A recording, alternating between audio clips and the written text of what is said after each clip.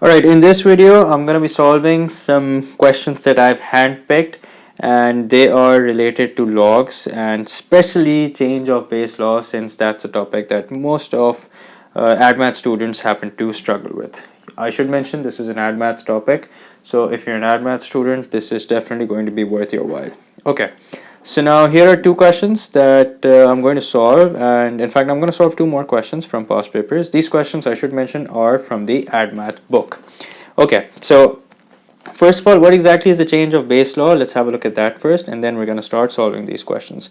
So change of base law says that if you have log with argument a and base b, basically you can rewrite this log using a separate base, and that can be c or it can be any value, and this can be written as log a base c upon log b base c. If you have a calculator with you right now, so I want you to try this out. Let's say you're given log 8 base 5, right? I want you to try this out. You can write this as log 8 base 2 divided by log 5 base 2. You'll notice that both of them have the same value, and in fact you can further check this by evaluating LG8. LG means that the base is 10 divided by LG5, and you'll notice that all three of them, 1, 2 and 3, have the same values. So this is essentially what change of base law is, that you can rewrite the same log as a separate base. So I'm going to erase that. So there we go. Okay, now let's have a look at question number 1. So here, if we focus on our bases, we can see that the base on the left hand side is 2 and the base on the right hand side is 4. So here's my question to you. My question is that what's easier, writing 2 as a power of 4 or writing 4 as a power of 2? So take a minute before you answer. You can pause this video if you want. Now I'm sure you come to the conclusion that it's easier to write 4 as a power of 2 instead of writing 2 as a power of 4. Okay, you can write 2 as a power of 4, but we always prefer what's easier and what's more convenient. So if I've decided to write 4 as a power of 2, that means I'm going to leave the left hand side as it is. So that's going to be log x base 2. The right hand side, however, is going to be log x plus 6 base 2 upon log 4 base 2. So you can see here that that here x plus 6 is the argument, and 4, which was the base, is now also the argument, and we have a new base, and that is 2. Now why have I done that? Let me show you. The only reason why I've done this is so I can make bases on the left hand side the same as the one on the right hand side. So actually no, I can make the base on the left hand side the same as it is. No, actually I think I said it correctly before. Yeah. So I'm going to change the base on the right hand side the same as it is on the left hand side. So yeah, log x base 2 is equal to, I'm just going to let log x plus 6 base 2 be as it is. The denominator, however, can be evaluated. So this is trying to ask you that what should you raise 2 to so that it becomes 4, and the answer to that is 2, or you can work this out in your calculator if you want. So this becomes 2. Now what I need to do is I need to cross multiply. So once I cross multiply, this becomes 2 log x base 2 equals to log x base 2 x plus 6, the argument. Now before I can ignore the bases and compare the arguments, what I'll have to do is I need to sort this 2 out first. So this 2 is being multiplied by the log function, so I can turn it into the power of x. So this will become log x square base 2 is equals to log base 2 x plus 6. Now since they both have the same base, that means I can just equate the arguments and solve for the value of x value, or perhaps values. So here we have x square equals to x plus 6. I should cross this out. So x square minus x minus 6 equals to 0. I'm going to solve this using middle term breaking. So this becomes x square minus 3x plus 2x minus 6 equals to 0. So x into x minus 3, 2 into x minus 3 equals to 0.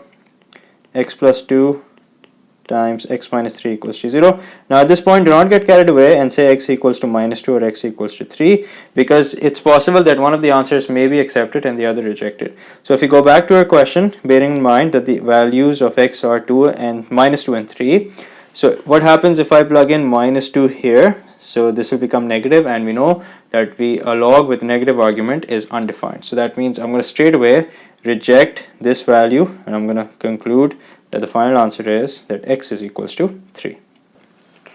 Now here's another question, and the question that again I need to ask myself is that what's easier? Is it easier to write 5 as a power of root 5, or is it easier to write root 5 as a power of 5? Okay, again, think for a minute before you answer. So I'm sure you've come to the conclusion that it's easier to write root 5 as a power of 5. Why? Because we know that 5 raised to the power half is basically the same as square root 5. So we have log 5 minus 4x base 5 as it is. And on the right hand side, I'm going to change the base to 5. So here's what I'm going to do. Log 2 minus x base 5 upon log root 5 base 5. So what I should do now is, instead of writing it as square root 5, I'm going to instead write it as 5 raised to the power half. Now the reason why I've done that is so that I can multiply half with the entire log function. So we have log 5 minus 4x base 5 equals to log 2 minus x base 5 upon half log 5 base 5. Now what happens when the argument and the base are the same? The value turns out to be 1. So that means I'm just going to ignore this altogether, and I'm going to take half on the left hand side, and it's going to get multiplied with log 5 minus 4x base 5 equals to log 2 minus x base 5. Okay, so I can't solve this right now because they're not exactly equal, and the reason for that is this half. So what I'm going to do is I'm going to take this half and turn it into the power of 5 minus 4x. That means I'm just taking the square root of the argument, which is 5 minus 4x. So this will become log 5 minus 4x as my argument base 5 equals to log base 5 2 minus x. So I can see now that we have log with base 5 on both the left hand side and the right hand side. This means that I'm simply going to compare the arguments and set them equal, and then solve for the value of x. So I'll just do that right now. So we have 5 minus 4x in square root equals to 2 minus x. So how do I get rid of the square root? For that I'll have to square both sides. That means I'll have to square the left hand side and the right hand side. So if I square the left hand side, the square root gets cancelled out. So 5 minus 4x. The right hand side, however, I'll need to expand using the identity a minus b the whole thing squared. This will become 4 minus 4x plus x squared. So we have minus 4x on both sides. So let's just cancel that out altogether. Now 5 minus 4 equals to x squared. So x squared equals to 1. X equals to plus minus 1. Okay. So let's recall what our arguments were. Our arguments was the argument was 5 minus 4x and the other was 2 minus x. So if I plug in x equals to 1, well, this will be positive, and if I plug in x equals to minus 1, this will still be positive. Okay, so far so good. And here if I plug in x equals to 1, it will still be positive, and if I plug in x equals to minus 1, this will still be positive. Remember, in order to keep a log function defined, your arguments should be positive, and of course the base also. So there we are. Both the values of x are going to be accepted. We're not going to reject any value, and with the help of change of base law, we have solved this question. By the way, if you want to revise all the rules of logs, I will recommend that I have a video on it, the link of which I'll share in the description box. You're very welcome to watch it, and it'll help you do a quick review of the rules of logs. Alright, so here's another past paper question. Actually, this is a past paper question that I'm going to solve. The previous two questions that I solved were questions from the book. So again, we'll have to solve this question using change of base law. So this is very similar to the first question that we did, in the sense that we have 2 as one of the bases and the other is 4.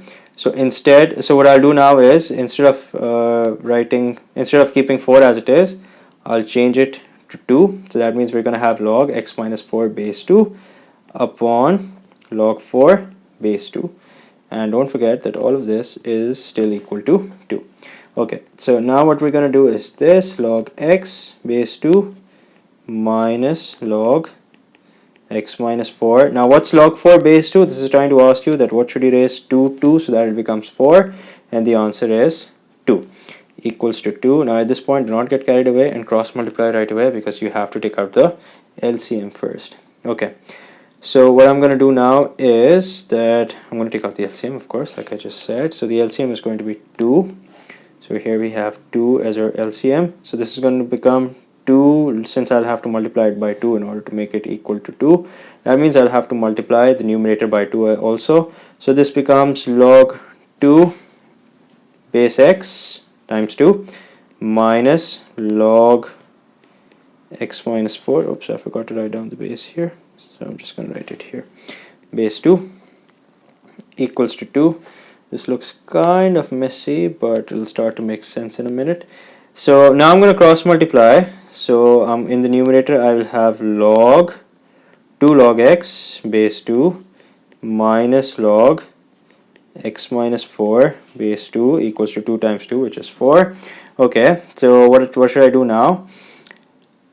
This 2, since it's multiplied with the entire log function, this will become the power of the argument, which is x. So that means I'm gonna start from here now. So 2, sorry, in fact I've already made 2 the power, so that means log x square base 2 minus log x minus 4 base 2 equals to 4. Okay, now what happens when log with same arguments are subtracted? What happens when log with same bases are subtracted? The arguments get divided. So this is going to be log base 2.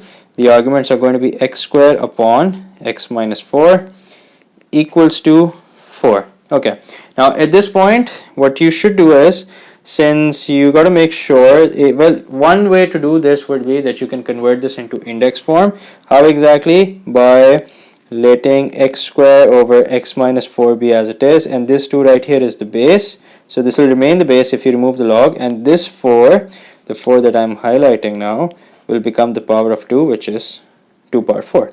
So what does this become? This becomes x squared over x minus 4 equals to 2 power 4, which is 16. So now if I cross multiply, here's what I get. I get x squared equals to 16x. 16 times 4 is 32, 64.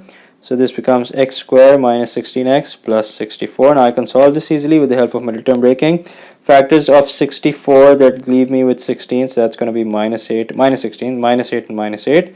So x squared minus 8x plus 64 equals to 0. In the first pair I'll factor out x. In the second pair I'll factor out minus 8. So I can see that the expressions inside the bracket is the same. So x minus 8 times x minus 8 equals to 0. That means we have one value of x, which is x equals to 8. So x equals to 8 is my final answer, and there you go, we have solved this question and successfully gotten 4 marks. So that's all for this video, but before I leave you guys, I have a small question for you guys. Just to make sure that you've understood this concept well, I want you to solve this question. You can share your answers in the comment section, and what you can also do is you can share your solution with me on Instagram. My account details I'm going to leave in the description box, and make sure that you've solved this question. You DM me your solution and we can cross check our answers and see who's done it correctly. So that's all for this video. Take care, you guys. See you in the next one. Allah Hafiz.